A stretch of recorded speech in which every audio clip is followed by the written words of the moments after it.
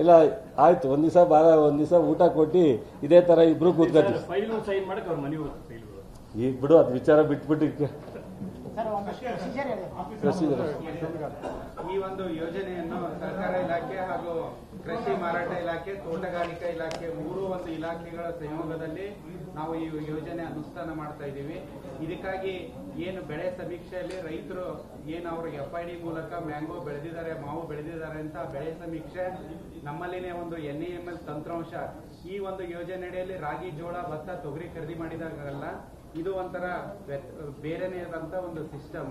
ರೈತ ಅಲ್ಲಿ ಏನ್ ಬೆಳೆದಂತ ಉತ್ಪನ್ನ ಏನ್ ಕೃಷಿ ಮಾರಾಟ ಇಲಾಖೆಯಿಂದ ಘೋಷಿತ ನೋಟಿಫೈಡ್ ಮಾರ್ಕೆಟ್ ಏರಿಯಾ ಮಾಡ್ತಾರೆ, ಅಲ್ಲಿ APMC ಇರ್ಬೋದು, ಉಪ ಮಾರುಕಟ್ಟೆ ಇರ್ಬೋದು, ನೇರ ಖರೀದಿ ಕೇಂದ್ರ ಇರ್ಬೋದು ಅಥವಾ ಸಂಸ್ಕರಣಾ ಘಟಕಗಳು, ಈ ಒಂದು 4 ಖರೀದಿ ಕೇಂದ್ರಗಳಲ್ಲಿ ರೈತರಿಗೆ ನೋಂದಣಿಗೆ ಅವಕಾಶ ಇದೆ. ಈಗಾಗಲೇ ಈ ಕುರಿತು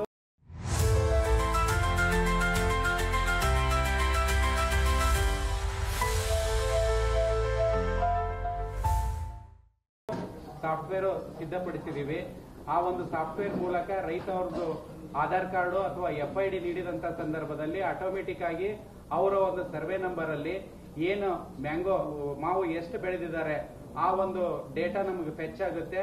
ಆ ಒಂದು ಫೆಚ್ ಆಗದಂತ ಡೇಟಾದಲ್ಲಿ ರೈತರಿಗೆ ಅವಕಾಶ ಇದೆ. ಎಕರೆಗೆ 20 ಕ್ವಿಂಟಲ್, ಈಗಾಗಲೇ ನಾವು ತಾಂತ್ರಿಕವಾಗಿ ಲೈನ್ ಡಿಪಾರ್ಟ್ಮೆಂಟ್ ಜೊತೆ ಚರ್ಚೆ ಮಾಡಿ ಎಕರೆಗೆ 20 ಕ್ವಿಂಟಲ್, ಗರಿಷ್ಠ ಒಬ್ಬರು ರೈತರಿಂದ 100 ಕ್ವಿಂಟಲ್ ವರೆಗೂ ನಾವು ಖರೀದಿ ಮಾಡಕ್ಕೆ ಅವಕಾಶ ಕೊಟ್ಟಿದ್ದೀವಿ. ಈ ಒಂದು ಬೆಲೆ ವ್ಯತ್ಯಾಸ ಯೋಜನೆ ಪ್ರಥಮ ಬಾರಿಗೆ ರಾಜ್ಯದಲ್ಲಿ ಈ ಕೇಂದ್ರ ಸರ್ಕಾರದ ಅನುಮೋದನೆ ಪಡೆದು ಇದೇ ಸಾರಿ ಇಂಪ್ಲಿಮೆಂಟ್ ಮಾಡ್ತಾ ಇದ್ದೀವಿ. ಹಿಂದೆ 2018ರಲ್ಲಿ ಬರೀ ಪ್ರೋತ್ಸಾಹಧನ 2.5 ರೂಪಾಯಿ ಕೊಡಲಾಗಿತ್ತು. ಅಂತ ಸಂದರ್ಭದಲ್ಲಿ 10 ಕೋಟಿ ರೂಪಾಯಿ ತೋಟಗಾರಿಕೆ ಇಲಾಖೆಯ ಮ್ಯಾಂಗೋ ಬೋರ್ಡ್ನಿಂದ ಕಾರ್ಯನಿರ್ವಹಿಸಿದ್ರು. ಈ ಒಂದು ಯೋಜನೆ ಅನುಷ್ಠಾನದಲ್ಲಿ ಕೃಷಿ ಮಾರಾಟ ಇಲಾಖೆ, APMCಗಳ ಒಂದು ಸಹಕಾರದಲ್ಲಿ ಈ ಒಂದು ಯೋಜನೆ ಅನುಷ್ಠಾನಕ್ಕಾಗಿ ಖರೀದಿ ಏಜೆನ್ಸಿ, ತೋಟಗಾರಿಕೆ ಇಲಾಖೆ ವ್ಯಾಪ್ತಿಯಲ್ಲಿ ಬರುವಂತ ಮ್ಯಾಂಗೋ ಬೋರ್ಡ್ ಕಾರ್ಯನಿರ್ವಹಿಸುತ್ತೆ. ಆನ್ ಎವರೇಜ್ ಒಬ್ಬ ರೈತರಿಗೆ ನಮ್ಮ ಒಬ್ರು ಕೇಳದಂಗೆ ಆನ್ ಎವರೇಜ್ 100 ಕ್ವಿಂಟಲ್ ಅವರು ಮಾರಾಟ ಮಾಡಿದ್ರೆ 40ರಿಂದ 41 ಸಾವಿರ ರೂಪಾಯಿ ಪ್ರತಿ ರೈತರಿಗೆ ಈ ಒಂದು ರಾಜ್ಯದ ವ್ಯತ್ಯಾಸದ ಧನ ಪಾವತಿ ಆಗ್ತದೆ.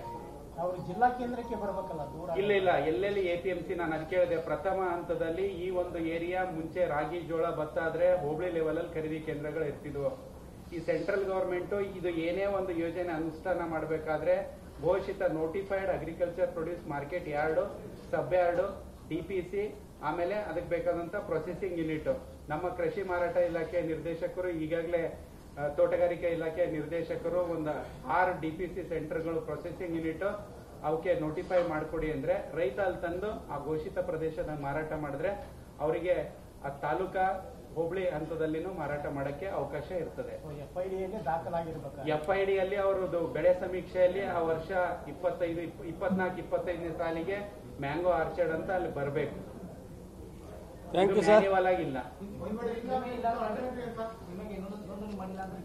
ಇಲ್ಲ, ನೋಂದಣಿ ಮಾಡಿದ್ರೆ ಅವಕಾಶ ಇಲ್ಲ. ಇದಕ್ಕೆ ಕಡ್ಡಾಯವಾಗಿ ಇನ್ನೊಂದು ಸಬ್ಮಿಷನ್ ಸರ್, ಕಡ್ಡಾಯವಾಗಿ ನೋಂದಣಿ ಸ್ಲಿಪ್ ಅವ್ರು ಯಾವ ವರ್ತಕರ ಹತ್ರ ಮಾರಿರ್ತಾರೆ ಆ ಒಂದು ರಿಸಿಪ್ಟ್, ಆಮೇಲೆ ವೇಬ್ರಿಸ್ ಸ್ಲಿಪ್, ಇವು 3 ಕಡ್ಡಾಯವಾಗಿ ರೈತರು ನಮ್ಮಲ್ಲಿ ಖರೀದಿ ಅಧಿಕಾರಿಗೆ ನಿಯೋಜಿಸಿದಂತ ಖರೀದಿ ಅಧಿಕಾರಿ ಕೊಡಬೇಕು. ಆಮೇಲೆ ಅವರಿಗೆ ನೇರವಾಗಿ DBT ಮೂಲಕನೇ ವರ್ಗಾವಣೆ ಆಗ್ತದೆ. ಇಲ್ಲಿ ಯಾರ ರೈತ ಎಲ್ಲಿಂದ ನಮ್ಮ ಮುಖನೂ ನೋಡಕ್ಕೆ ಅವಕಾಶ ಇರಲ್ಲ, ನೇರವಾಗಿ ಅವ್ರ ಖಾತೆಗೆ ವರ್ಗಾವಣೆ ಆಗ್ತದೆ. ಅಲ್ಲ 50-50 ಶೇರ್ 50 ಕೋಟಿ. Thank you sir. ಊಟ ಮಾಡಿ ಸರ್. ಹೇಳಿದ್ರಲ್ಲ DCM ಹತ್ರ.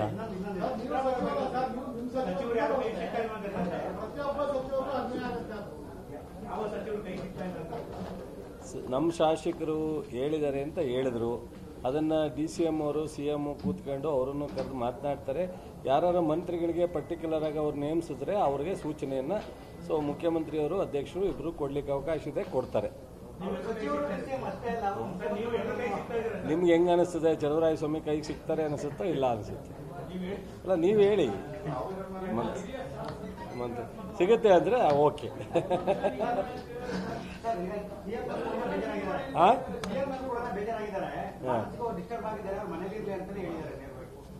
ನಮಗೆ CM ಅವ್ರು ಹೇಳಿರೋದಕ್ಕೆ ನಾನು ರಿಯಾಕ್ಟ್ ಮಾಡೋದು ಅಲ್ಲ. CM ಅವ್ರಿಗೆ ಬೇಸರ ಆಗಿರ್ತಕ್ಕಂಥದ್ದು, ಶಾಸಕರು ಯಾಕೆ ಮಾತಾಡಿರೋದು ಅಂತ ಅದೆಲ್ಲ ಸಂಬಂಧಪಟ್ಟಂಥ ಸಂದರ್ಭದಲ್ಲಿ ವೇದಿಕೆಯಲ್ಲಿ ಮಾಡ್ತಾರೆ ಚರ್ಚೆನ. ನಾನು ಅದಕ್ಕೆ ಸೂಕ್ತವಾದಂಥದ್ದು ಪ್ರಶ್ನೆ ಇಲ್ಲ, ಮಾಡ್ತಾರೆ. ಎಲ್ಲ ಸಣ್ಣ ಪುಟ್ಟ ಇದ್ದೇ ಇರುತ್ತೆ. ಈಗ ನಾವು ಕಂಪ್ಯಾರಿಸನು ಮಾಡೋದು ಸೂಕ್ತ ಅಲ್ಲ. ಎಲ್ಲ ಪಾರ್ಟಿಲೂ ಎಲ್ಲ ಸರ್ಕಾರದಲ್ಲೂ ಹೀಗೆ ನಡೀತಾ ಇರ್ತಕ್ಕಂಥದ್ದು ನೋಡಿದ್ದೀರ ಇತ್ತೀಚಿನ ದಿನಗಳಲ್ಲಿ. ಸ್ವಲ್ಪ ಗೊತ್ತಿರುವಂಥ ವಿಚಾರಣೆ ಅದನ್ನು ನಾವು ಜಾಸ್ತಿ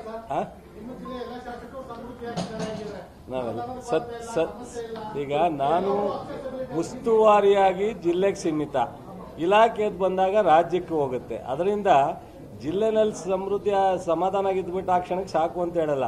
ನಾನು ಇಲಾಖೆ ವಿಚಾರದಲ್ಲೂ ಸಹ ಎಲ್ಲರೂ ಸಮಾಧಾನ ಆಗಿದ್ದಾಗ ಮಾತ್ರ ಅದು ನನಗೆ ಸಮಾಧಾನ. ಅದರಿಂದ ನನಗೆ ಮತ್ತೆ ಅದನ್ನು ಯಾಕೆ ಚರ್ಚೆ ಮಾಡಕ್ಕೆ ಹೋಗೋದು ಬೇಡ. ಯಾವತ್ತಪ್ಪ ಸ್ಪೀಡ್ ಆಗಿದ್ದೆ? ಯಾವತ್ತೂ ಸ್ಪೀಡ್ ಆಗಿಲ್ವಲ್ಲ.